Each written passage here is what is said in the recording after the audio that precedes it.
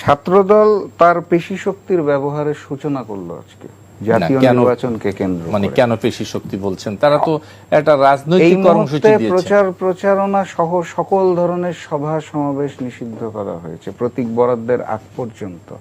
আজকে আমি যদি নির্বাচন কমিশনের সামনে 10 জন নিয়ে যাই, আমার ছোট সংগঠন পিটায় তক্তা বানায় দিবে আমাকে, খাস বাংলায় বললাম।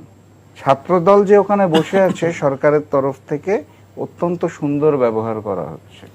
বাস্তবতা হচ্ছে জাতীয় নির্বাচনকে কেন্দ্র করে আমি আবারও বলবো পেশি শক্তির প্রয়োগটা শুরু হলো, এবং ছাত্র সংসদ নির্বাচনগুলোতে হারতে হারতে বিএনপি এবং ছাত্রদলের এমন একটা অবস্থা, জাতীয় নির্বাচনের আগে আর কোনো ছাত্র সংসদ নির্বাচন ছাড়া চায় না। এবং এইটা 3টা দাবির মধ্যে দেখবেন ঘুরিয়ে পেঁচিয়ে তারা প্রতিপক্ষকে দায় দিয়ে এইটা 3টার মধ্যে একটা দাবি রেখেছে। মোস্ট ইন্টারেস্টিংলি আজকে যে শুনানিগুলা চলছিল সেটা হচ্ছে এই যে সর্বশেষ ছিল শুনানি। হ্যাঁ, মানে বাংলাদেশেরও নাগরিক, বিদেশেরও নাগরিক, এই জাতীয় কেসগুলা ছিল। Most of them are from BNP. বাইরে থেকে আপনি ঘেরাও করে পেশি শক্তি প্রয়োগ করে ভিতরে একটা মেসেজ দিতে চাচ্ছেন, সেটা হচ্ছে আমাদের প্রার্থীদের প্রার্থিতা বাতিল করো না, আমরা কিন্তু বাইরে অবস্থান করছি। আমার কাছে যদি আপনি বলেন, আমার কাছে দৃশ্যপটটা ভালো লাগে না। আমার কাছে মনে হয়েছে লেভেল প্লেইং ফিল্ড অনেকদিন ধরেই অনুপস্থিত, সেটার আরেকটা প্রদর্শন হলো।